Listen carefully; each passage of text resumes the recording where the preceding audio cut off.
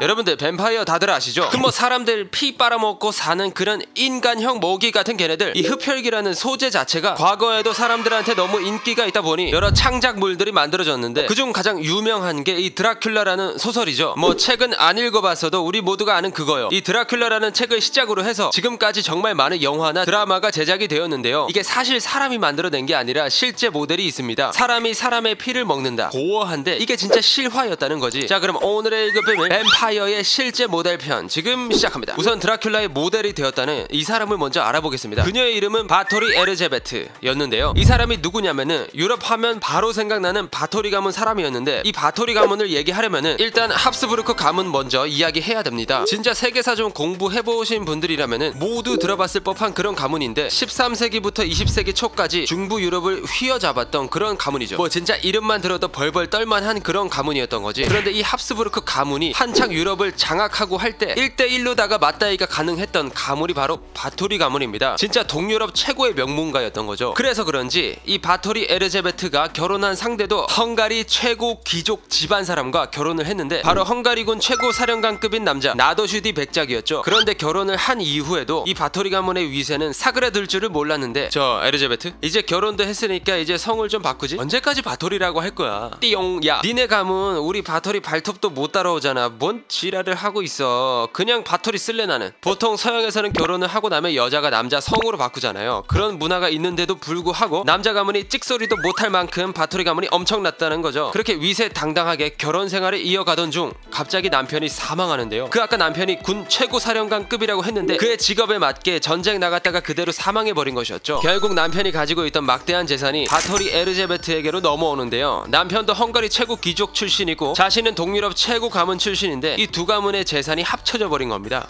뭐 어떻게 됐겠어요? 진짜 말해 뭐해. 그 누구도 건드릴 수 없는 막강한 부와 권력을 가지게 된 거지. 그냥 진짜 헝가리 넘버원이 된 건데 당시에는 남녀노소 가릴 거 없이 모든 사람의 부러움의 대상이었습니다. 그런데 그런 그녀는 나이가 들수록 성격이 점점 괴팍해지기 시작하는데요.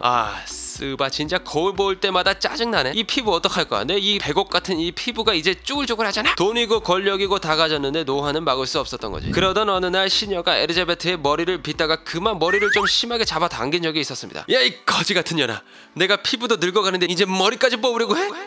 이렇게 빡 돌아버린 에르제베트는 시녀의 뺨을 때리는데요. 그런데 손에 반지가 끼어져 있다 보니까 시녀의 얼굴에서 피가 튀게 되죠. 그래서 이제 피를 닦는데 이 에르제베트가 깜짝 놀라게 됩니다. 아니 이게 뭐야? 피가 묻었던 피부가 전부 다 하얘졌잖아. 아니 이거 젊어진 것 같은데? 결국 이 사건 이후 에르제베트는 처녀의 피가 젊게 만들어준다 라고 생각을 하며 이 처녀의 피로다가 전신을 젊게 만들겠다, 즉 목욕을 하기 위해서 이곳저곳 처녀를 구하기 시작합니다. 근처 농민들의 딸들에게 일자리를 준다고 속이기도 하고 심지어 처녀를 납치하기도 했죠. 결국 그렇게 처녀들을 성으로 데려온 뒤 다 짜내서 목욕을 합니다. 일단 성 안으로 들어오면 발가벗긴 다음에 철새장에 가두었는데 조금이라도 움직이면 가시에 찔리도록 장치를 해두었죠. 한번 찔리면 아파서 움직이게 되고 그러면 더 많이 찔리게 되는 그런 장치를 만들었던 거야. 그냥 고문 장치를 만들어서 죄 없는 사람들을 죽였다는 거지. 결국 그 안에 갇힌 처녀들은 피를 흘리며 죽게 되고 에르제베트는 그 밑에서 흘러내리는 피로 목욕을 한 것이죠. 요런 짓을 하다 보니까 이제 주변 마을에서 처녀의 씨가 싹 마르게 된 거야. 그리고 성에만 보내면 애들이 돌아오지를 않는데 어떤 부모가 딸을 성에 보내려고 하겠어요. 그래서 에르제베트는 이제 강제로 여자아이들을 납치하게 이릅니다. 이렇게 죽은 처녀의 수만 총 612명에 달한다고 하죠. 아니 이렇게 많은 여자들이 사라지는데 이걸 이상하게 보지 않을 리가 없잖아요. 아니 왜 에르제베트 성 주변 마을에는 처녀가 없지? 그리고 성에 들어가면 왜 안 나오는 거야? 이렇게 의문이 생겨나기 시작했고 결국 에르제베트는 종신구금형을 선고받아 성 안에 가둬지게 됩니다. 그렇게 성 안에 갇힌 지 4년 만에 사망하게 되죠. 그런데 여기서 진짜 중요한 게 있습니다. 많은 사람들이 알고 있는 이 이야기가 사실이 아닐 가능성도 있다는 것이죠. 아까 남편이 죽어서 에르제베트가 재산을 다 상속받았다고 했잖아요. 그런데 당시 헝가리 왕이었던 마티아스 2세가 빚이 많았다고 합니다. 에르제베트 남편도 전쟁에서 죽을 정도로 당시에는 전쟁이 진짜 많았는데 전쟁을 하려면 뭐가 필요합니까? 많이, 바로 돈이잖아요. 그래서 이 왕이 이것저것에 발품을 팔기 시작했던 거죠. 저 바토리 가문님들 지금 전쟁하느라 힘들어서 그런데 돈 조금만 빌려주시면 안 될까요? 이런 식으로 여러 가문들한테 돈을 빌렸던 겁니다. 그런데 전쟁이 예상보다 오래 지속되고 하니까 돈이 더 필요했던 거예요. 그때 그의 오른팔이었던 기오르기 트루조 백작이라는 사람이 한마디 합니다. 저 왕님, 그 과부하된 에리자베트, 글쎄 걔가 돈이 진짜 어마어마한 거 아시죠? 걔 지금 조져버리고 돈 다 가지는 거 어떠세요? 이러니까 왕이 넘어가 안 넘어가?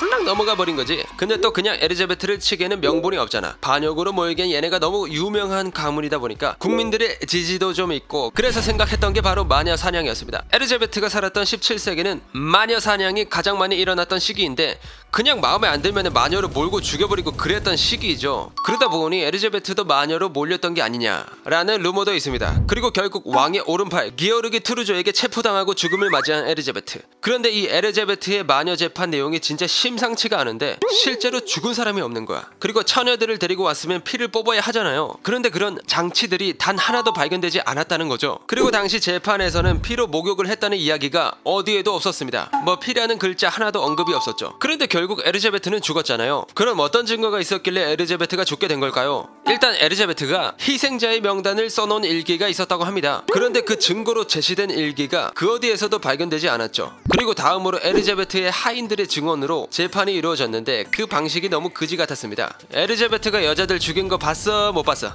에이, 우리 아씨 그런 분이 아닙니다. 어디서 거짓말을. 전현을 당장 죽여버려. 아니 저 죽이는 거 봤어요.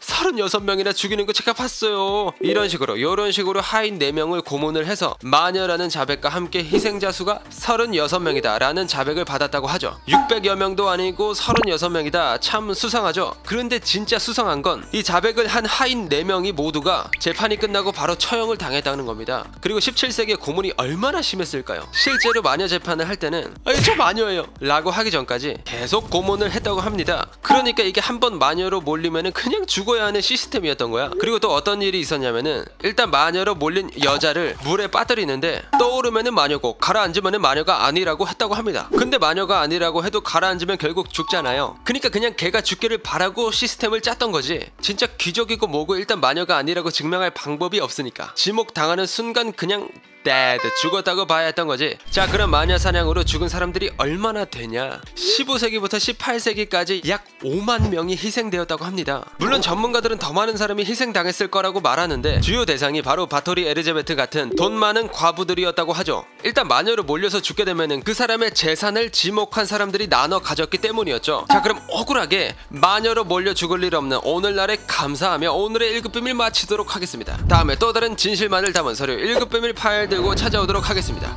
감사합니다.